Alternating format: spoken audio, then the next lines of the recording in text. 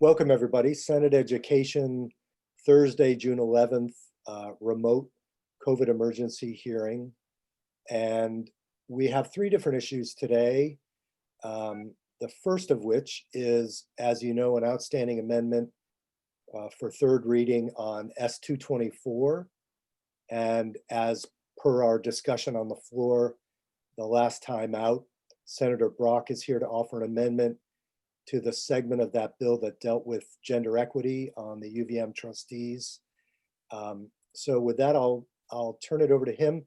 Did everyone receive the text of the amendment, and can you all pull it up? Should have come from John Bloomer, and you should be able to access it. Okay, Senator Brock, welcome. Thank you, Mr. Chair. This particular amendment that you all have, by the way, does have a typo in it that the editors apparently did not catch. In paragraph C of section 6, the next to the last line, the word "are" should be deleted. Now, that said, this amendment came after our discussion on the floor yesterday regarding this particular amendment. And I think that we're all unanimous in saying that there ought to be equity across the board, and that we are concerned about the UVM Board of Trustees' lack of gender equity. But there are other equity issues as well. And the concern, I think, that I expressed at that time, and I believe Senator White joined with me, is that by putting numbers in of the number of people of a particular gender or any other protected group, we create the appearance of a quota system, even though there is no quota that is mandated by the language in the bill that we've received. The implicit mandate is there. And I think it raises a lot of potential unintended consequences. What happens, for example, and I think this is a question that I asked the reporter of the bill yesterday, that when you achieve gender equity, and let's say you get to a point in which there are more women than men on the board, what do you do then based on the numbers that are contained in the bill as it now reads? Do you say that the next person that you appoint to the board has to be a man in order to restore that balance? What happens if you have an exceptionally well-qualified Black man who is being considered for the board, at the same time a qualified but perhaps less eminently qualified white woman is there as a potential appointee? Do you, on the basis of this guidance, decide to appoint the white woman?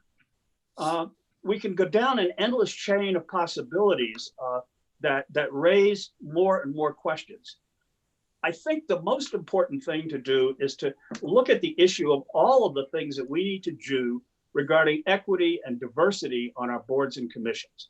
And that's why we crafted this particular language. If you take a look at the language in particular, it's largely a rewrite of Section B, which reinforces the state goal of having balanced representation on Vermont public bodies to ensure equity and opportunity for all members of society to participate on the basis of merit, regardless of their gender, gender identity, race, creed, national origin, marital status, sexual orientation, disability status, or any other personal descriptor. But at the same time, recognizing that the gender imbalance that we certainly see on the UVM board, it's not clear that this goal is being met by the appointers and electing authorities of board members. It then goes on to say that it's incumbent on those who do appointments and those who elect authorities or who elect directors to use their best efforts to further the state goal of having balanced representation on these boards. And this is the important piece of this, recognizing that their efforts will be monitored by the General Assembly and the public. This is a statement perhaps that's somewhat stronger than we have made. And that is, we're going to be watching what you do. We're going to review what you do. We're going to cause you in the last paragraph to report what you do and to tell us not just the numbers, but tell us what you have done in terms of recruitment and replacement strategies for recently expired or imminently expiring trustee positions. We're going to shed light on it. We're going to be watching it. And we've told them in very explicit terms that our goals are to achieve balance, but without using quotas or implicit quotas to do that.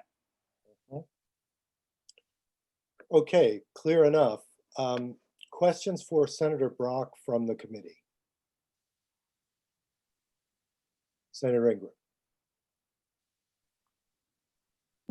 Thank you. I've got F-35s very loud in my backyard. I don't know if you can hear them or not, but well, thank you, Senator Brock. One question that I have is the language, not including numbers, to me makes this more of a subjective thing than the what I like about numbers is that they're clear, they're objective. There's no wiggling around them. Because some of the testimony that we actually got from the chair of the UVM board was basically that he would like to have women that were as good as men, but they're getting these business people like from Wall Street or the financial industry, and there just aren't that many women that are as good as the men. Well, that's because there's discrimination against women in that business, in that sector, as well. So, I just wonder if do you not see maybe a pitfall in not having actual numbers, and that the numbers could be positive rather than negative, the way you seem to be viewing them? Well, you could have that point of view, but in my judgment, holding people at the appointing and electing level accountable for achieving results of balance is the most important thing that we can do. We can make a clear statement of what we would like to see, but micromanaging it to the standpoint of saying you've got to elect X number of people of a certain race or creed or color or gender, where does it stop? And is it appropriate? Is this the kind of thing that we do from a perspective of equity? And just as the examples that I gave, it creates a situation in which you then are forced to make other choices down the line based on that choice you've made. And some of those choices can be very unpleasant and consequential. I think that we have the ability, and I think the language in this proposed amendment is designed to do just that, to tell those who are making appointments, such as that chair of the UVM board, this is what we expect to see. And what's implicit in that is, if you don't do that, we're going to be watching, and we're not going to sit idly by while that happens. That is a strong message, and I think it's an important message. Mm-hmm. So it's. Oh, I have one other question. Oh, sorry. Go ahead, Debbie. So we had used the phrase in our amendment. We had used the phrase that they were obligated. Where is that? Or it's incumbent upon, I think. Or something like that. Incumbent upon the legislative and executive branches to undertake efforts to further the state goal. Yeah, and in B, we have the UVM self-perpetuating board members have an obligation to address. Would you object if we made the language stronger? If we took some of your language but made the language stronger, that they have an obligation? I feel that at least is a little, I don't know, income. I don't know, but it's an obligation to ensure equity. I would not have a problem with that. If it's an obligation to appoint 13 or 14 women, I would have a problem with that. Senator Hardy. Yeah, thank you. Senator Brock, I appreciate and respect your attempts here. And I especially like, one of the things I do like about your amendment is that it does provide a broader view of diversity and representation than our focus, which was solely on gender. So I do appreciate that. And I've had many conversations, or at least 2 or 3 conversations with you in the past about this issue. So I understand where you're coming from. I guess to answer your question about what happens if there are 18 women on the board, in my opinion, I would celebrate and say, yay, we finally have more women than men on the board after over 200 years of having either only men or far more men than women on the board. So that's a cause for me for celebration. So just to answer that question, but to your point of the sort of awkward possibilities of what if there's an African American man and a white woman, how do you reconcile that? And that is definitely a hard question when you're looking at the numbers. However, I'm concerned about not defining what we mean by gender balance or racial diversity or whatever it is, because those, without a true definition in there or a specific definition in the statutes, then everybody has a subjective view about what it is. And, you know, my view clearly is different than your view. So wondering if we can find a middle ground where we have a definition that is stronger or firmer than your definition, where you wouldn't see it as a quota. And I don't know what that is, but I'm trying to figure out if there's a middle ground where we can define it, but not move into the area where you feel it's a quota. Well, one of the questions becomes, you know, as a former state auditor, people always look to me to define things that can be auditable. And not everything can be auditable. Achieving balance, for example, in this way is not one, unless you want to achieve balance by saying we need 5 women, 1 transgender person, 2 people with disabilities, and 1 person of color. And then you would argue about those numbers as to whether they're the right numbers. When what we really want to do is we want to have intelligent people use their best judgment with our overall guidance in mind, so that we can step back and look, most of us collectively, and probably with a degree of consensus, and say, yes, we've got a balanced board. Well, Now, that board may have 11 women, it may have 15 women, it may have 1 person who's transgender, it may have none in a particular case. But is it balanced? It doesn't reflect Vermont. I take the point, Senator Brock. I guess I would respond by saying Jeanette on the floor made it clear that when she served on the board, she felt as though there was a balance. I'm willing to bet there was no more than 1/3 women on the board when she was on there, but she was of the impression that it seemed balanced to her. So I think that's what Senator Hardy is getting at, is how do you prevent people from saying, well, we feel it's balanced, even though technically there are twice as many men, it feels balanced to us. I think that one of the things that you will certainly see, particularly by those who are the proponents of the legislation as drafted, that they're not going to sit idly by and quietly allow that to happen. They're going to speak up, and those voices are going to be heard just as they're being heard right now. So let me suggest something, given that we have a number of witnesses waiting. I do not hear dismissal of this amendment. I don't hear immediate acceptance of it, but it seems like the differences between what is here and what could be acceptable to the committee are relatively minor. And I'm wondering if, as the presenter of the section, Debbie, if you might be willing to just do a little work with Senator Brock and Senator White offline, just to go the extra mile, see if we can find language that we can both accept. That would be preferable to me. If not, then we'll take a straw vote on the amendment as it stands. But Senator Hardy? Yeah, I just want to offer one suggestion. I don't know if this will work, but something along the lines of, you remember the graphic that Senator Pearson held up yesterday while we were debating on the floor.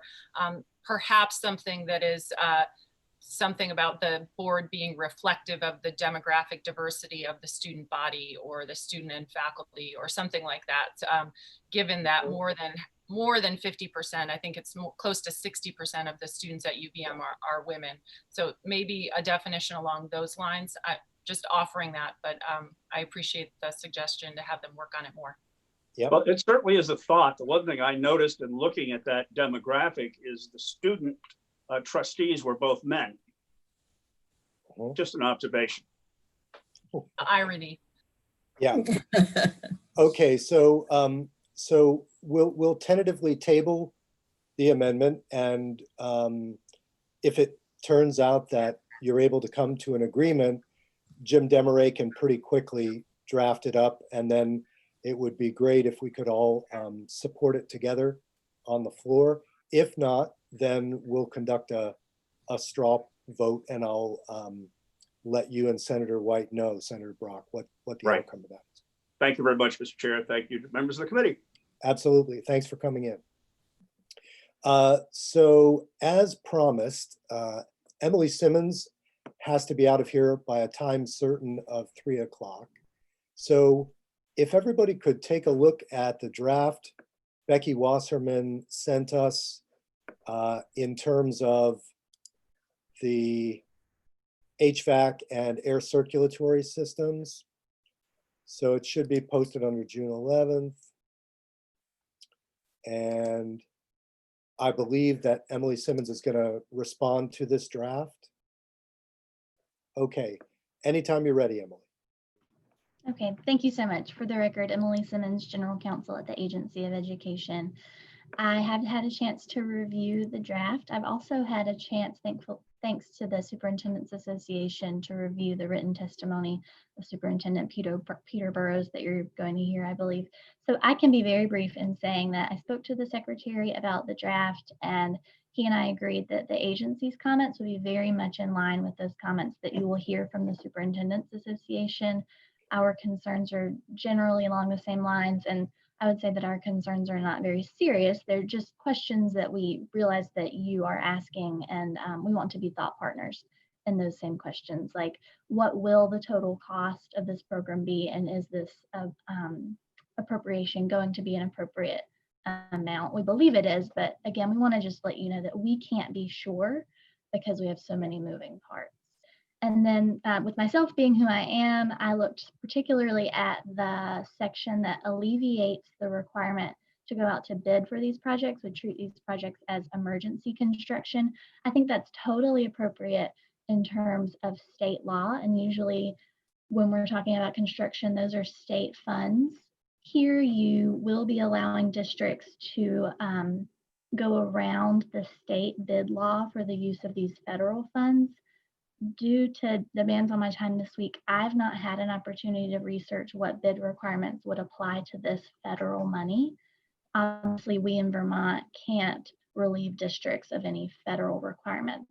So I don't think that you have any problems that require redrafting in that bid section. I just don't want you to feel that you overpromised or that the agency didn't highlight for you that there might still be some bidding requirements from the Fed.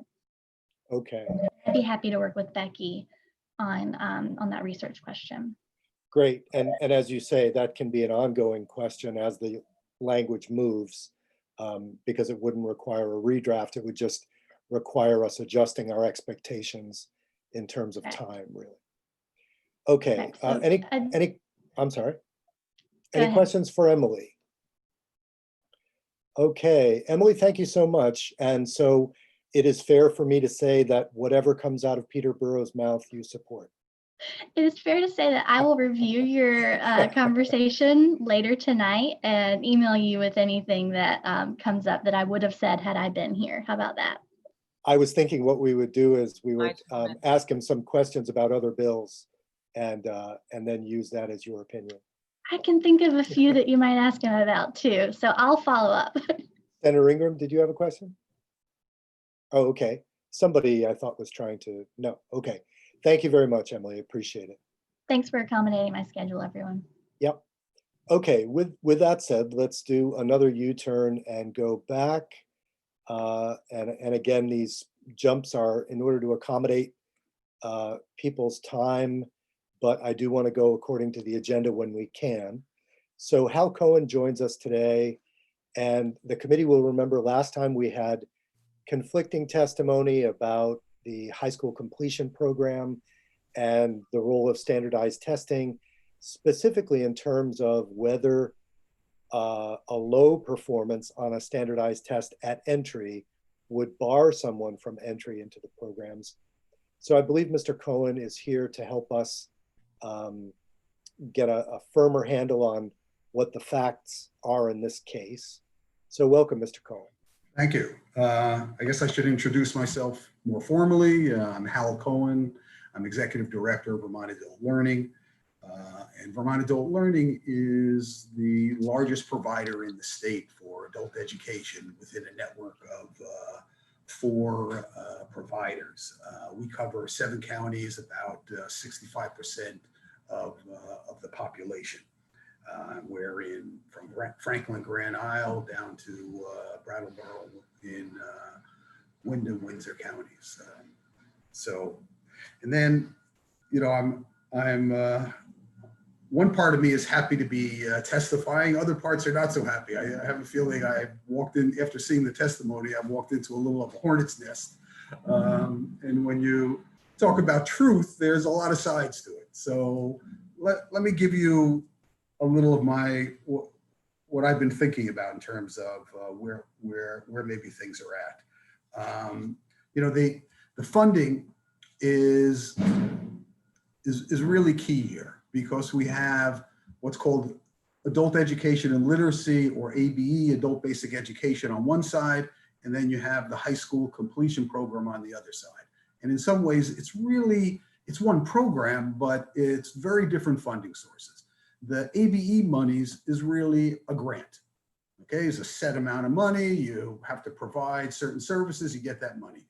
The HSCP is really more like a fee-for-service kind of contract, and is a rare thing in state government, at least with agencies like myself. It is really performance-based, and we get paid for performance. And most of that performance, not all of it, but most of it is tied to the assessments, the standardized tests.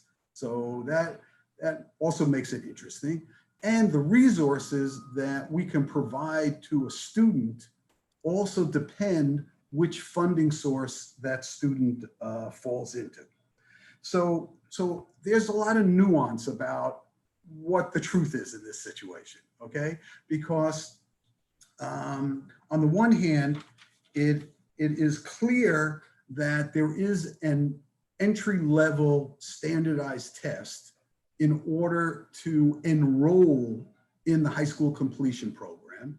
And there's also a number in that standardized test in order to graduate, okay? But here's the nuance. The nuance is that the Agency of Education has provided the ability to have a waiver, which is called a prior approval, in either direction.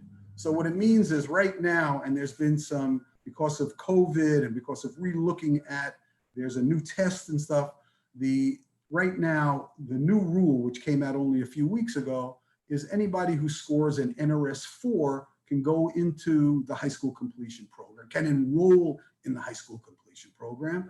And you cannot if you score below a 4.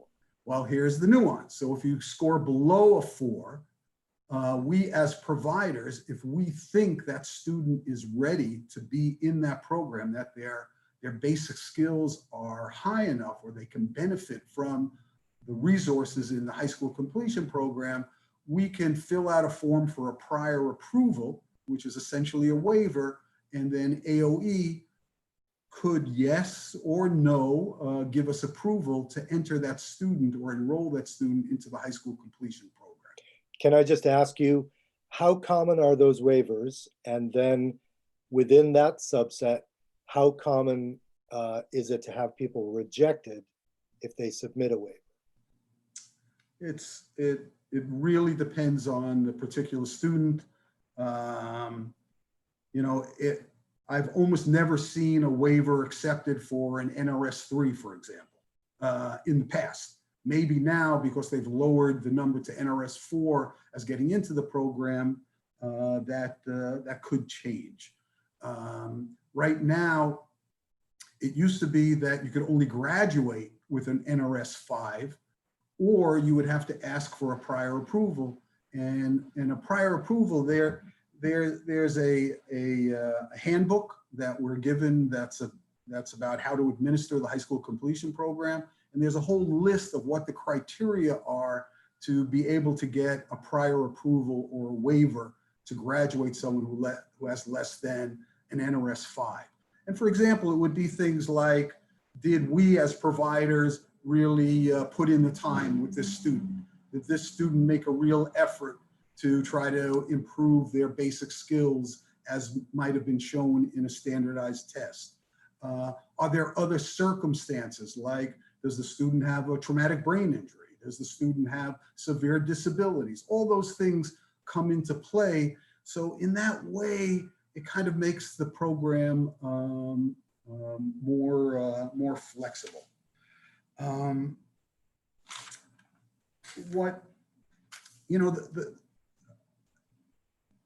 Let me talk a little bit about Youth Build in terms of what I saw on the testimony.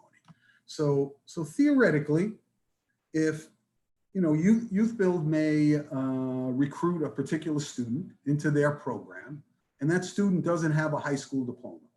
So Youth Build as an entity is not permitted or is not authorized to give out high school diplomas, and is not authorized to administer something like the high school completion program.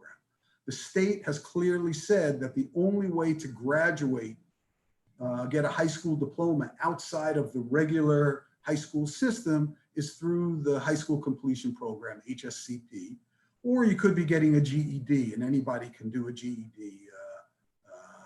There's different ways to do that, but it's not restricted, but only through the high school completion program. And we, as an AEL provider, we're authorized to work within the high school completion program system, but even we don't give out the diploma. The diploma is given out by the high school that has either sent that student or the student once attended. Okay, so there's that differentiation. If a student went to participated in Youth Build and they wanted a high school diploma, what we would ask is that they come to our program. We, as an individual, let's say, we would assess them, give them a standardized test.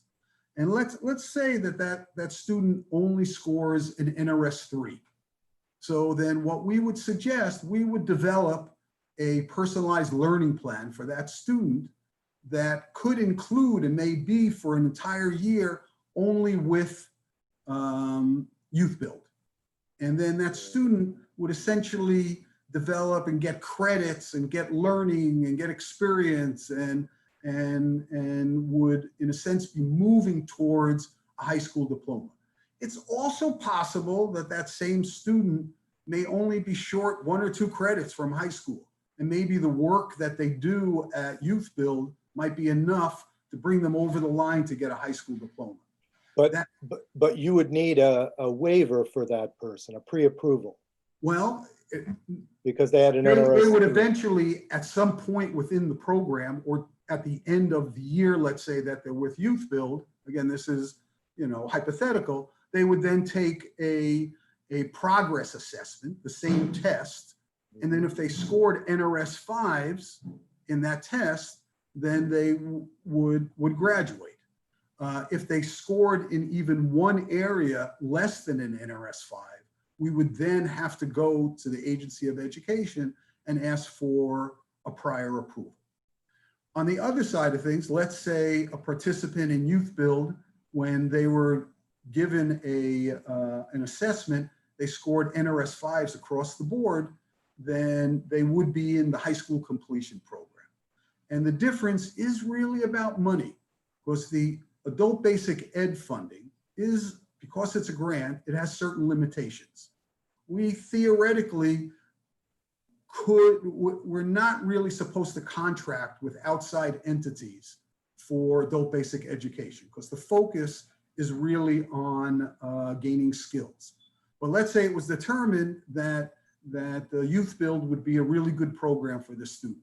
We could ask also for a prior approval to what's called special group enroll that student in high school completion program just for accessing Youth Build, and then we would be able to transfer funds from the high school completion program to Youth Build.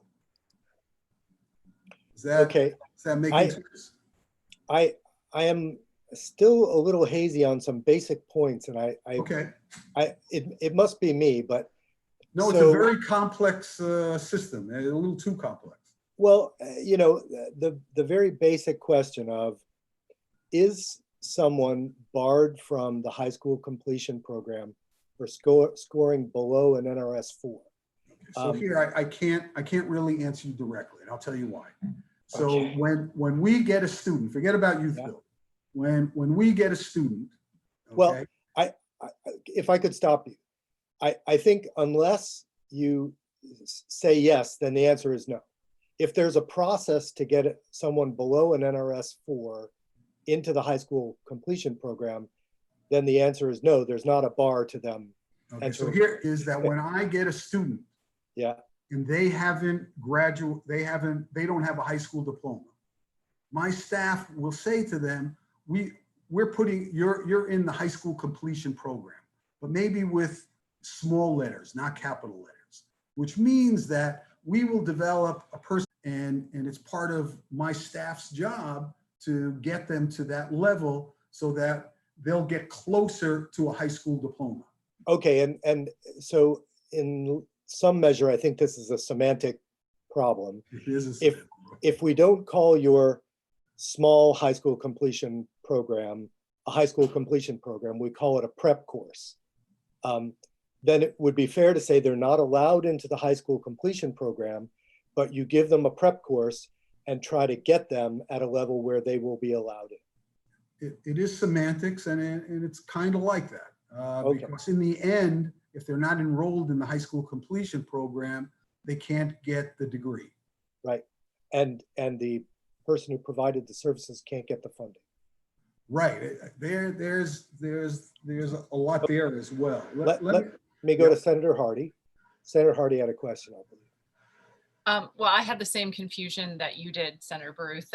It does seem like a strange web, but my understanding is before they're in the high school completion program, if they're under a 4, they're basically in a remediation program, a personalized learning remedial program that allows them to get to the level at which they could reasonably complete a high school graduation program, that you would need to even get them to the level where they're going to be able to complete the program. Is that a fair assessment?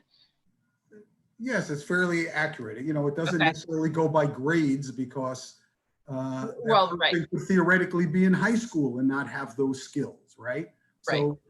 So, you know, we do want, like, you know, the Agency of Education and my staff, we do want to graduate students with certain basic skills besides other things. And that's part of our job to do that. Okay, Right. And go ahead. one follow up, sorry. Yeah. And it sounds like, and Senator Baruth alluded to this too, but it sounds like within this web, there's a fair amount of different pathways these students can take and flexibility that you can use and AOE can use to provide these students with the type of learning program that they need to eventually get to a high school diploma. Is that fair assessment? Yes. That there's flexibility and lots of different options to use depending on the student's needs and status. So here's where some of the problem is. Some of the problem is my staff, the educators that I work with, don't feel that a standardized test measures always a student's skills, okay? And we do believe that a standardized test, like the one that we give, is really helpful in helping us to set up the plan, the learning plan for that student. And it also is helpful in seeing the progress that that student makes. But not every student, and a lot of times it's because of, it could be because of culture, it could be because of race, it could be because of poverty, it could be because of emotional issues. They don't always test that well. I'll tell you that the test is quite difficult. This iteration that's called TABE 1112 is pretty difficult. I decided early on to take a chance and take the test when I was new at the agency. And it was a chance because what if I didn't pass, right? Or I didn't get at least an NRS 5. And not to boast in any way, I have 2 master's degrees. I think I'm well-read. I have a lot of experience. I scored, thankfully, 3 NRS 5s. So I would have made it into the high school completion program. But with all of my education and background and experience, I didn't score an NRS 6, which numbers of students do score. We also know that in many ways, the reason that our students are with us is because at times our schools fail our children, right? And in many of our students, I don't know if many is the right word, but quite a number of our students get high school diplomas and don't have certain basic skills. We hear those complaints all the time from employers, right? And we have seen that students who have applied to CCV and they have to take the locator test, they often, not often, but many students fail that test, and then when they come to us, some of them don't score NRS 5s and don't score even NRS 4s. So they're trying to go to community college, and we work with them to get their basic skills up.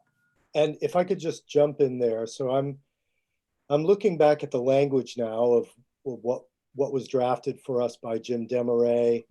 And after hearing your testimony, I think it's interesting. The operative piece of this just says that a certain group of students shall not be required to pass a standardized test as a condition of enrollment. And then it gives a couple of conditions if they're English language learners, et cetera. But what I hear you saying, Mr. Cohen, is that scoring an NRS 3 doesn't bar them from working with you. You work with them to get up to the level. So now I'm confused about what problem the language is trying to solve if scoring an NRS 3 doesn't prevent them from working with the high school completion program in the prep mode that you've described to us. So let me tell you how, last year I testified. And if I could say, we're probably going to have another 5 minutes to devote to this today. Okay. So if you could answer that question and wrap for us, I do want to preserve enough time for, we have a good number of other witnesses on the.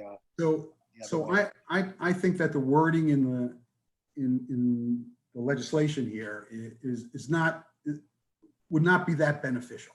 Okay, I think if we want, what's happened is the test, and this is a little over a year ago, was changed, and it's actually much more difficult. As a result, this past year, we have 48% less students in the HSCP part of our program than we had the previous year. So less students are able to access all those additional resources because the test is that much harder. What AOE did was they moved the bar down to NRS 4. But even NRS 4, I don't think is far enough. If we were to move the bar down to NRS 3, then that would open up the program to many more students. And I actually still would agree with the Agency of Education not to change graduation to below an NRS 5. Is that we would like students to graduate with an NRS 5 unless there's some extenuating circumstances. So I think that what would solve a lot of these problems for my agency was that if the program changed to allow students who scored NRS 3 to enter the program. But what's very important is that those students need to be treated completely as if they were NRS 5 students. So with all the resources, and the agency, my agency, needs to be reimbursed as if those students were NRS 5s. Because what has gone on now, just an example, is they have lowered it to NRS 4 right now. But there's a caveat. Because it's NRS 4, they say that ABE, it's confusing, but ABE paid for plan development. So we're not going to give you plan development monies. So for every one of those students, I lose $800. And then they say, well, if we give you a prior approval that if a student graduates and they don't have an NRS 5, we're not going to pay you for graduation. Again, I work with with a performance-based contract, right? Now, the reason they might give a prior approval for somebody to graduate at NRS 4 is that they had a traumatic brain injury and they can't do math. Well, that's not my fault. I gave all of the services, I should be paid for it. So right Okay, now, I'm running a $350,000 deficit, which I think is directly related to the new test that's so much more difficult. okay, that's great to know. And it's a pretty simple question for me to put to the agency, which I will do offline with Jess Careless. But have you proposed that they drop the entry requirement to an NRS 3? We've been fighting to get them down to NRS 4, and we've just got them down to NRS 4. But in light of the test supposedly changing. Yeah, so they wanted to give it a year to look at the data, and as a result, I'm in a tremendous deficit, and they have lowered it to NRS 4. But Got it. Now, this is coming into clarity for me now. Senator Hardy. Yeah, I just want to note that most of the funds in this area are federal funds. So I think it's important also to make sure that we ask or get some testimony perhaps from Emily if we're going to continue with this conversation about the federal requirements, because AOE may not have full flexibility in moving things around based on our federal requirements. So just to tell you, we wouldn't be changing any of the program. We would continue to give standardized tests, which would meet all of the federal regulations. Our state program is totally separate from the feds. We don't need to connect the two. So there wouldn't be a problem to move it to NRS 3 as long as we continue to do the standardized tests and report that to the feds. Okay. Well, as I say, I just at the end there, I think I grasped what most of the problem might be. And so I appreciate Mr. Longstreth and Mr. Job showing up. I hope it wasn't frustrating to listen and not be speaking to the issue. What I'd like to do now is go back and have a conversation with Jess Careless. And then it was instructive to hear Mr. Cohen say that he thinks the language that we have in front of us would not be helpful. That's my feeling, that language is problematic. So we'll table the language for now in light of this conversation, come back to it either next week or the week after. So I'm not sure where we'll light on the issue, but we're going to have to move on at this point. And I see that Mr. Longstreth had a question, but if I could ask you to put it to me via email, because I do want to make sure that we hear from all our witnesses. We have another piece of language that's time sensitive. So thank you all very much. Appreciate it. Bye-bye. Thank you for the opportunity. We appreciate it. Yep. So committee, now we'll go back to emergency repair of school ventilation systems. We have with us Bruce McIntyre from Addison Central, and welcome, Mr. McIntyre. Thank you for having me today. So I'm assuming that you've had a chance to look at the language that Jeannie sent. I did. Okay. The only question I had is for the Efficiency Vermont to report out the dates actually already passed. So Oh, no. down in section F. That was the only thing I had a question about. Okay. Yes. Yeah, I think that's a typo. Yeah. So, okay, fix section F. And other than that, you like it? Yeah, I think it's accurate. I think Peter and I have just some testimony that you've seen, and I don't know if you wanted us to read through that again, so you can, in case you haven't read it. Well, I think we'll, Peter's going to speak for himself and AOE, so Okay. important to hear from him. Okay. Anything else, Mr. McIntyre? did you receive the testimony? I have not read it myself. I'm Okay. wondering, is it, Because there's a section in there that, from the, the Vermont School Facility Maintenance Directors Association. And we just kind of, the way it's written out, we yes, can split it between Peter and I. I have it up now, but Okay. So I usually prefer to get the testimony verbally. And okay. then we can go back and look at the written record, unless you want to read. And Oh you yeah, were- no, I can paraphrase actually. It's Okay, just so I'm the president of the Vermont School Custodial Maintenance Association, and I work a lot with custodians and facility managers throughout the state. And we reviewed the concept for the program and feel that it's sound. We do think that we have some concerns about timing and availability of HVAC contractors. And it's a short window to do a lot of work. We feel like the program's good in that it has inclusivity for all schools. And another piece that we think is important is putting out a survey that facilities personnel could give feedback. If you don't get feedback from a district, that would trigger Efficiency Vermont sending out an assessment team, basically. And this would help to speed things up. So Efficiency Vermont could concentrate the resources in areas where schools don't have good representation or skilled people for HVAC systems. So unlike my district where, I'm here to say, I know what our needs are. I could submit something to Efficiency Vermont and say, hey, these are the areas we really need to target within our district.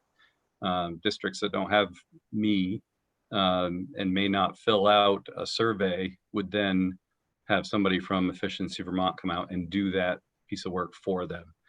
So we're making sure to reach the districts with the most need. And I am concerned about being able to complete this work by the end of December, but I don't want to impede it because I feel that it's very important that we tackle this problem and try to make all the school systems perform as well as they can in the time we're given. yeah. And just so you know, we have had testimony to that effect last time out, that everyone feels the same way, that it's an extremely necessary field of work. We may push the limit on the available contractors. We may push the limit on the December 1st deadline. But if we unnecessarily scale back our efforts before we try, we could leave money on the table that might be able to go into the school's circulation system. So yes, I agree with that, and I'd hate to miss that opportunity. Mr. Burrows, would you like to jump on at this point? Sure. Yeah. So so we've consolidated a lot of our feedback from VSA in the testimony that we've provided. Jeff Francis, the executive director, really wanted to be here and couldn't be here. We really appreciate the work that Senator Perchlik has done on this. I know Norm Etkin, former VSA School Energy Management Director, has also been key, as well as Efficiency Vermont. I think Bruce outlined, some of the kind of considerations that we're looking at as we are kind of trying to go through the costs and challenges of school districts right now during COVID-19. The past 3 months, I think all school districts have been trying to get a grasp of where they're saving money and where expenditures have increased. One of the challenges we see, and I think it's clear from what Bruce said, from our testimony too, that we fully support this initiative and see it as a real need.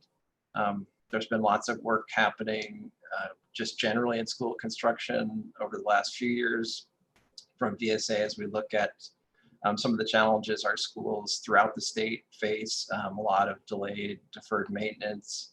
So this would be a huge boon. I think right now one of our biggest challenges is knowing where we stand.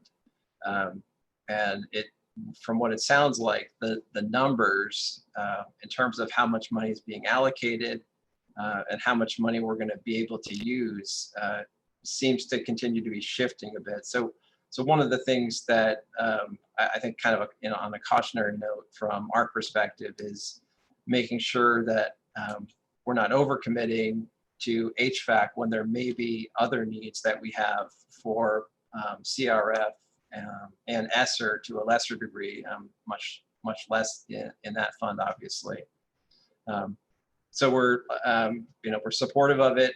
We see a real need, and also realize just how complex it is right now. We just got off a phone call with Dan French, and he was talking about some of these funds too, and the AOE trying to get a handle on things. So just wanting to make sure that there's enough money left on the table. Senator Booth, as you mentioned, we don't want to leave money on the table.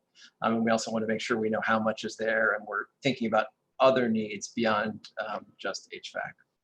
Can I ask the two of you? So Senator Perchlik initially came forward with a $5 million concept. We found out from our appropriations committee that they would grant us more if it could be used and if it would fill a pressing need. So they gave us the ability to go up to 13 million. After our testimony last time, we lighted on 8 million as being substantially less than the wish list of 13 million, but more than what Senator Perchlik had originally. Is there a figure that seems more that you feel is more a sweet spot than we've hit? I mean, in my conversations with folks around this, it's been less a specific number that is a sweet spot. It's more not knowing what the other needs are going to be and where those funds can be used. So I think it's more the timing of enacting the spending now, today, that 8 million, as opposed to that could be the right number, but we don't have enough information yet to know where else that money can be spent and if that number is appropriate. So it's more, I think, about timing and less about the number. On the other hand, what's been driving us is the sense that ideally this work would be done before students are brought back into the schools. Mm-hmm. And so you're talking about a very, very short window. And then beyond that, an almost equally short window is December 31st to have all work completed and billed. So, we find this again and again with the COVID situation. We don't know enough to really legislate or spend the way we would under normal circumstances. So, I fully share the concern. I guess my tendency would be knowing that you're speaking for AOE and the secretary and the superintendents. I'm sorry, Ruth? Peter, are you speaking for AOE or just for the Superintendents Association? Just the superintendents. I think he was. I'm responding to Emily Simmons said they were in agreement with what Peter was going to testify. So that's why I say that. They did. Now they don't. Now they don't? No, I'm kidding. Just okay. Yeah. So I guess if I take the testimony, it seems like maybe 8 million is a little more than you're comfortable with. And we really need, it's difficult to get a specific figure, but Senator Perchlik. On that point, thank you, is one of the reasons I added in here, if that wasn't on the first narrative of this program, was the September 15th report, because hopefully we'll get this program going by July 1st. They'll have July and August to do some of the work and get out to schools and do the survey that Bruce talked about, things like that. And then maybe by September, we'll have more information, and there would be an opportunity to still move some money around if need be at that point. But I still like the $8 million Okay, number. okay. Then Senator Hardy. Okay, thank you. First of all, I just want to give a shout out to Bruce and Peter. I know them very well. I've worked with both of them very closely for many years, and they're top notch. So thank you guys for being here and representing Addison County so well. I also had a conversation with another superintendent in Addison County, Patrick Green, who's the superintendent at Mount Abe, and they have a particularly challenging building. So I thought that this program would be really appropriate for them. So I checked in with Patrick, and he wasn't able to be here today, but he did bring up a couple of the points that are mentioned in Bruce's testimony. One is adding the dehumidification pieces to it in our list of things, because he was saying that the building that they have, which is an old high school built in the 60s, that's in really not great shape, is they take the air in from the roof, which is really hot because the roof is that black kind of tar roof, and it comes into the building and it's super hot because of that if they take it in during the day. So they usually turn their ventilation system off during the day in order to prevent the hot air from coming in, and then they turn it on at night and bring in the cold air. So it's like counter to what we would want, which is to ventilate fresh air during the day.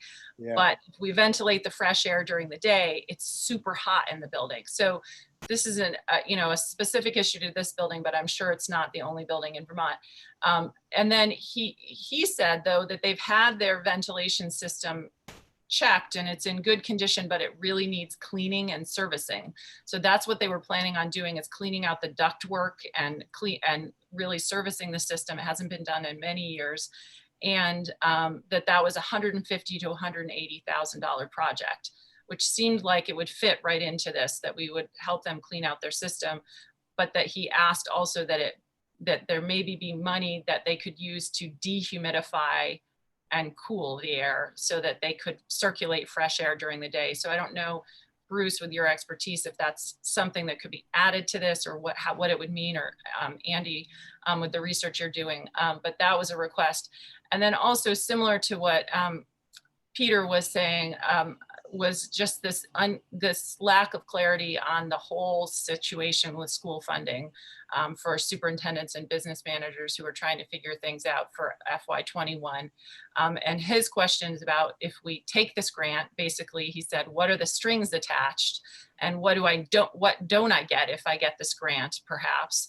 And does this count to our school per pupil funding limits, and all these questions about, and how does it affect our ESSER money and things like that, just sort of with a lack of a full-scale plan for school funding. I think there's a lot of uncertainty out there, and just concern about how this fits into the bigger picture for how schools will be funded in FY21.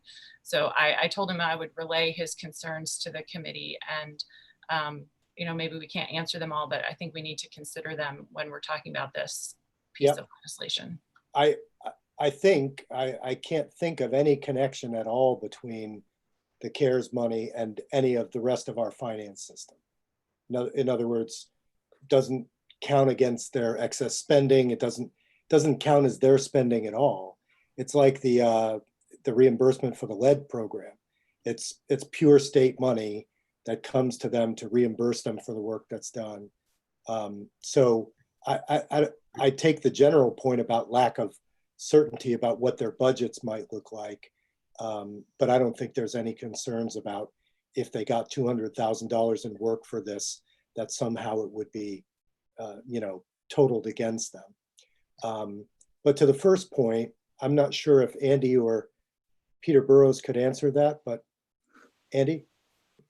Yeah, well, there's one issue, and maybe Becky Wasserman can answer or find out the answers. It's kind of goes around what's allowed under the CARES Act. If I had thought of some edits to this draft to send to Becky, and one of them was whether we want the word kind of maintenance in there as a one of the eligible measures, which I think we have in there now, but his question was whether that would be eligible for CARES funding because it's maintenance. It's like, is it COVID related? So I thought we just need to be careful and get counsel on how we word that and what things we want to do. We wouldn't want to go ahead and spend $200,000 on something that the feds would say it doesn't qualify.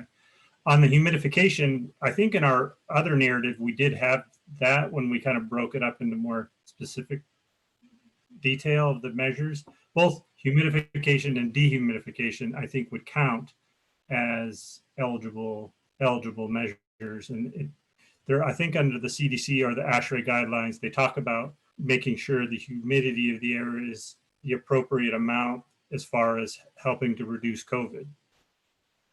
So Becky, do you think that's covered in the draft we have? Sorry, the issue of the maintenance or? No, the humidification and dehumidification. It's covered in that, yeah, that there's the reference to those guidelines in there. Yeah. So. It says ventilation, filtration, and monitoring.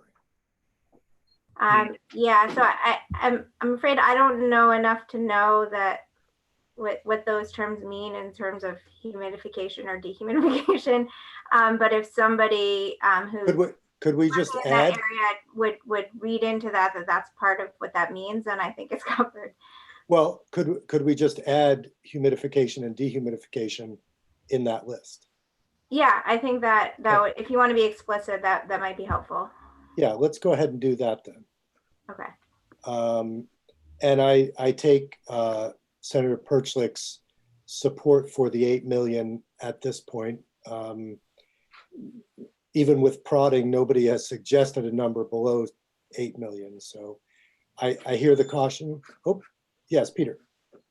I mean, I think if you're looking at, we have got 12 is already accounted for, right, of the 25.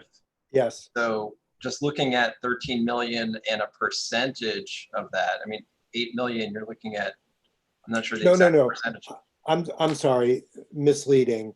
It's not that this 25 million is all that can be spent on K through 12 needs for COVID. This is a preliminary piece that the Chair of Appropriations has allowed us to move out early. There is also theoretically another 125 million that's locked up for K through 12. The hope is that that can be moved into, a good portion of it can be moved into the Ed Fund to defray losses in the Ed Fund. But there will be more than this opportunity. So it's not that this 25 million represents all that we're going to put into emergency COVID need going forward between now and December. This is one discrete piece, and the Senate has done this with a number of things. We just did a preliminary chunk for housing and a preliminary chunk for some other things, but it's not the totality of spending that's possible. Yeah, no, I knew that it was not the totality. I'm just thinking in terms of of pushing money forward right now. Even if the TAC, it sounds like the Senate attack is different than the House approach to this in terms of looking at that 1.25 kind of as one package. But what I'm thinking is even just talking about a number and thinking about what we need if we're going to use these funds, this 13 right now, putting this much of it into HVAC may not be, because the issue is complex and we don't have any real data yet to know where the immediate needs are. That number may be high. And And like I said, I don't have a Well- number to suggest. I don't Yeah. have enough information to suggest the right number. we're not on 13 anymore. We're now on 8. Mhm. And so my question was to you and Mr. McIntyre, do you think that based on, your, call it your intuition, if Yeah. you will, is 8 million too high? And if so, what would a number you would be more comfortable? Mr. McIntyre? Yeah, so not looking through the same lens Peter's looking through, looking at the work that's out there as far as HVAC's concerned, and the guidance that was given from ASHRAE, which gave us a whole bunch of unobtainable goals. I feel that the 8 million could be utilized for this type of work, not looking at it through the same lens as to, well, if we spend 8 million on this, we're not going to have enough to do something else, but just looking at the work that's in front of us, I believe we could utilize that amount of money. Okay, that's helpful. And to Peter Burrow's point, that would leave theoretically 5 million. Is there a need that you're thinking of that you're wishing the legislature was pursuing other than HVAC? I mean, I think right now, as we look at kind of what the increased costs were over the last 3 months, thinking about, we paid all of our employees. Some of them were able to work, some of them were not able to work. We did have some savings. I think what would be most beneficial for us would be to come back in the very near future to say, here's what we think. And I'm not sure what the availability is of this data within the next, I'm not sure what the time period you would need this information in, but I think we could come back very soon with other ideas around where that money could go. And we will be all ears. I guess for us, the timing is we have 2 weeks from tomorrow, theoretically, before we go on break until the middle or the end of August. So what we've been trying to do is accelerate this piece because in speaking with Norm Etkin, he had highlighted it to us as what he thought of as the most important piece. But it's never too early or too late to point out a use for this money. If it can't be done ultimately, we can still run down the possibility. So Senator Hardy, and then Senator Ingram. Oh. Debbie, do you want to go first? You haven't said anything. I can wait till after you go. Go ahead, Debbie. Okay, thanks. Well, I just have to say I am a little worried about spending money or allocating money if the experts don't think necessarily it's going to cost that much. So because I'm having flashbacks to my time in Senate Health and Welfare where we have gazillions of demands on the little bit of money that's being sent to healthcare. So I come over here and I just feel like let's not can the money be better spent elsewhere? So I just wanted to voice my concern. I don't know what the solution is, or I don't have a better number, but I just do worry about it. Yeah, and we've obviously had 2 takes on the number, even here today. One person saying 8 million could be spent, another saying maybe it might be too much. Senator Hardy. Yeah, thank you. And I'm cautious, or I think the 8 million may be a little high, mostly because from what I'm hearing, and I heard this from Mr. Reen yesterday, but we also heard this in our testimony earlier, is there may not be contractors available to do this work. So Yeah. I think Bruce is right that there's, I'm almost certainly $8 million or even more of this work that could probably be done, but could it be done within the time period that we have? And, Mount Abe district, they can't find a contractor to do their $180,000 job. So they were going to call Efficiency Vermont and say, hey, do you know of anybody who's available this summer? So even if there's money on the table, there may not be people who can do the work. So that's another reason to be cautious with the amount of money. But one other point to that is that he did mention that if the money needs to be spent by December 30th, there is a 2-week period when schools are closed at the end of the year for Christmas break. So depending on the timing of when money moves places, that could also be a time when they can finish projects, but that's cutting it really close to that deadline. So just wanted to put that out there. But I also was going to ask, and Phil, you sort of did this already, is ask Peter if he and the Superintendent's Association could come back to us ASAP with how else they would want to spend that money, because I've heard directly from many schools of the tons of needs they have this summer. And I wouldn't want to shoot the whole wad here, especially if we couldn't get this work done. So Yeah. I think planning and training and lots of things that need to happen this summer. So I look forward to that. Yeah, so when we've heard from our witnesses, what I'd like to do is just have a final quick discussion between committee members on the number that we assigned to this. But even if we did use 8 million here, just in terms of what I talked with Senator Kitchell about, there would be another 5 million. What I would say is that she wants our language very quickly. So, we don't have another, 2 weeks to develop this. So if there was going to be, Andy's done a couple of weeks of work on this, it would have to be something that was really easily described, easily put forward, or it's going to miss this particular train, which is the Q1 budget. Let me go to Bruce McIntyre first and then back to Peter Burrows. Okay, just I really like Senator Perchlik's idea of having a period of review, so you get to September and say, okay, how far have we gotten? And then it would be, if you have the ability to say, we can see now we're not going to spend this amount of money, then you could shift it at that point. But that would at least give you the opportunity to get started on these things. Yep. Peter Burrows. Oops, you're muted. Sorry about that. There you go. We've talked about a number of things that we think will be incurred over the summer and going into the fall, as we now know that reentry is a very, very strong possibility with the governor's announcement yesterday.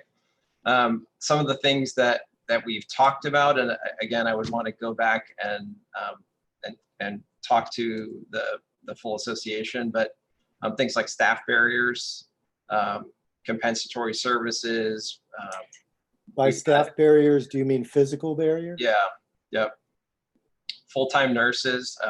That's come up in our regional superintendent group frequently in terms of the needs of schools and the increased healthcare demands within the restrictions and guidelines.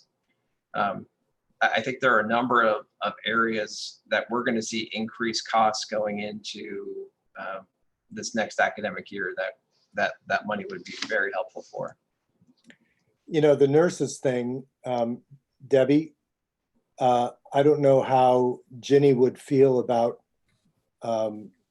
would she view that as a health and welfare? Possibly. Because if so, we don't want to be duplicating efforts, but maybe you could just pose that to her. There is going to be, even in the little bit of, I wouldn't even call it guidance that's been released, but just a sketch of the reopening plan that the secretary and the governor came out with. It seems like taking temperatures at the beginning of the day is going to be a big deal. I don't think you want to just hand, some untrained person a thermometer and say, you take everybody's temperature. So understanding that there's always a shortage of nurses, school nurse or otherwise, it would be good to look into. So Debbie, maybe you could put that bug in Ginny's ear, see what she says. The physical barriers, I'm you know, that's a no-brainer COVID expense. I would think things like that. Hasn't the agency already started to look at funding that through the administration? Peter? Not that I know of. No? I'm wondering whether, I mean, just thinking about all of the things that are going to be increased costs, if it would be helpful to have a list almost of ways that school districts could use the funds and have some way to provide funding. You can use the funds for these 6 things. Mhm. And because the needs are so different in each district in terms of, I might have a full-time nurse, but I need to use money on additional transportation due to social distancing guidelines. Yeah. That would allow some flexibility. I'm not sure if that's possible, but that's just an idea in thinking about that list of things and having it go where it needs to go. And I think that comes back to one of our concerns around putting it all in HVAC is that's going to be an incredible boon for some, and for others, it's not going to be Well, impactful. Again, to be really clear for the record, we're not putting it all in HVAC. Yeah. So HVAC is incredibly important in preventing the spread of the disease. Yeah. So that's why we're looking to put a substantial chunk, but compared against other expenditures we're making, it's actually not that much. Right. But I had been assuming that AOE was working with the superintendents, the NEA, and other organizations to fund these needs more directly. But this makes me realize I should probably check in with Jeff Francis and Jeff Fannin and the rest and just make sure if there isn't some easy mechanism already developed for a district to submit their expenses. I don't know why there isn't at this point. So I'll make a note of that. Yeah, Mr. Burrows. Yeah, that's part of that lack of clarity too that I was mentioning earlier. We were given a COVID line at the beginning of school closure and said, bill things to COVID, but we don't yet know if we're going to get reimbursed for all of that, for some of it. So the guidelines in terms of how we're being reimbursed for those additional expenses is still unclear. Okay, so that makes more sense. So you're saying they do have a system. You have been billing things to COVID and will continue to do so. You just don't have real clarity on how much you're going to be reimbursed. Yeah, we're spending, we're putting it on a certain line, and who knows if we'll get that money back. Okay, so it sounds then like we don't need a grant program for these things. We just need more clarity between AOE and the districts about what they know can be reimbursed. Like I say, physical barriers, it seems to me, no one at any level could deny that that's an emergency expense. Yeah. Okay, well, gentlemen, thank you so much. Mr. Brown, we want to make sure to hear your testimony. I don't have a lot. I'm Mark Brown. I'm the facility manager for Kingdom East School District, and I'm here representing the Northeast Kingdom. I do believe that once we get into a lot of the smaller schools, we're going to find out that it's going to take a large amount of money to either install or allow the HVAC systems to work again. I know we have some that have actually caused some problems. We've got some mold issues, and it's costing us a lot of money to take care of the HVAC there. So I really think that $8 million, once we really start getting into a lot of the smaller schools that are kind of off the radar when it comes to these things, we're going to find that it's going to cost a lot of money to get those systems up where they're healthy for the environment. Mm-hmm. Thank you. Okay, and anything else? Okay. Well, gentlemen, thank you so much. That's been really informative. What we heard is pretty much in line with other things we've heard. We have been going back and forth on the amount. We want to be aggressive, but achievable, to use Efficiency Vermont's phrasing. So feel free, if you have to go, to drop off the call or feel free to stay and listen. But I'd like to have just a quick discussion with the committee about the number. I think the language looks good. People seem to like the design of the program that Andy's done. We come back again to the overall appropriation. So Andy, I heard you saying you think 8 million is still a reasonable figure. Yeah, especially since we don't know what these other, I admit there might be some other things that come forward, but right now I think that's the achievable but aggressive number. And we did hear, to respond to Senator Hardy's point, we did hear from two of our witnesses that they did feel that the contractors were there. Bill Root did sound some concern about some bids where they only got 3 bids, and it sounds like in that district there they had trouble finding work for that specific thing. They said there was going to be some contractors for specific things like air measurement. They pointed out might be hard, but they, I think Efficiency Vermont has a good relationship with a lot of contractors, and they felt like the pipeline wasn't full, that we would find available contractors, but it wasn't unlimited. They're saying $8 million is going to be difficult, but it's a worthy challenge, and the need is definitely there. Senator McNeil. I'm good with the 8 million. The way I look at it is that Efficiency Vermont is going to, right off the top or at completion, almost 10%. And then I'm thinking that supply and demand, as the demand for these units get stronger and higher, and this is through everybody through the country, not just Vermont, the price of those units are going to go up in cost, and there's going to be fewer of them. So if you want to get the projects done, we should really act sooner than later. But I would hate to leave any money on the table when ventilation is probably one of the most important things right now, that along with the school nurse. Yep. So I'm on the health side of things, especially for our children, and the employees. So Okay. I'd like to stick with the 8 million. Says the senator who was for zero Zero lead lead. in water. I'm for the kids. Senator Hardy. Well, I'm concerned about getting to the 8 million. I think it's a short time period. We have limited contractors in the state and limited supply of some of the things. So I heard from Efficiency Vermont that 5 million was there, and that was what they said prior to that when they started their testimony with, they've looked at this closely and they think 5 million is doable. And when we pushed them on the 8 million, nobody's going to say, no, don't give us more money, but they expressed skepticism about being able to get that achieved. So I'm concerned about going up to the 8. I also am concerned about doing so when we don't know the other potential costs. And Peter mentioned a few of them. I've heard many of them from school districts talking to schools, and we've heard a lot of them in testimony.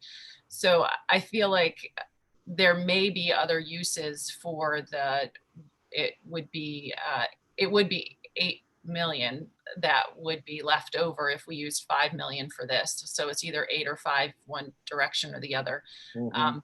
Maybe 8 million is the right number for this, but until we have more information about what are the other immediate costs that school districts need over the summer to prepare for schools opening in the fall, I'm hesitant to go for the full 8. Do you want to suggest a number? I guess I would suggest the 5, which is what we heard would be, we can do this kind of number. Debbie. Yeah, what she said, what Senator already said. I don't feel the need to reiterate all that, but she said it very well. And I agree. I heard Efficiency Vermont saying they weren't really sure they could get all that out the door. And I would hate to allocate money that isn't necessary. So I'd go with the 5 also. Okay, we don't have Corey. That makes me the tiebreaker, and I'm gonna use my Solomonic wisdom to split the difference at 1.5. So let's go with 6.5 as opposed to either 5 or 8. We're gonna start calling you Solomon, you know. How does that strike you? Can the two of you live with that, Senator Ingram and Senator Hardy? Yes, I guess so. Sure, I can live with that. Okay. Senator Perchlik, having birthed the program, can you live with it being split in that way? Yes, definitely. And I'm open to, with new information, I mean, I think time is of the essence, so I don't want to wait around for information. But if we get new information before this is finalized, yeah, then something else makes more sense. I'm open to. Okay, and just for clarity, I am thinking of sending this tomorrow to appropriations because they've been bugging me for it. They want to get going. So Becky Wasserman, could you change and add the humidification, dehumidification, and change the overall appropriation to 6.5? Sure. And then if you wouldn't mind sending it back to all the members of the committee, and I'll just take one quick look at it, and then maybe I'll ask you to, at that point, send it on to appropriations. Sure. And To Stephanie Barrett. I had one more question I just wanted to run by the committee. Yep. The program is, it says in the language for publicly funded schools. There is a definition of public school in statute. I didn't know if you wanted to use that definition instead for clarity. It does, I think, I've been trying to connect with Jim on this, but I think it excludes independent schools. And so I just didn't know if you wanted further clarity on what schools would be within the scope of the program. That would be great if you could give us that. So change the definition to public school. Well, if you could give us clarity on who's covered now, or if Jim could. So the definition of public school in statute is an elementary school or secondary school operated by a school district, and a school district means town school districts, union school districts, interstate school districts, city school districts, unified union districts, and incorporated school districts. So it does exclude independent school districts. I guess I don't think the language is entirely clear right now. And so, you know, I don't know who you meant to include, and I will include that in a definition. Okay. My memory is that the COVID emergency funding has already been going out to, I know it's been going to independent colleges. Yeah. Don't we usually cover like the independent schools that are publicly tuitioned? Right, so that would be, That's why I thought it said publicly funded. So is this? Yeah, Burton and St. J and. Yeah, that's a good point. Right. So they should be okay. Let's just make sure we ask Jim about that. Yeah. Okay. So I'll connect with him, and then I'll put in a definition that just make sure to include all of those so it's clear. Yeah. Okay. Great, thank you very much. Ruth, you have a question. Yeah, I just wanted to make sure that Becky heard what Bruce mentioned about the date that was incorrect in the. Yeah, I did. Okay. Yeah. And I also heard the comment about the federal guidelines restricting the bidding requirements. I've been trying to be in touch with people on the call to see if anyone else was aware of that.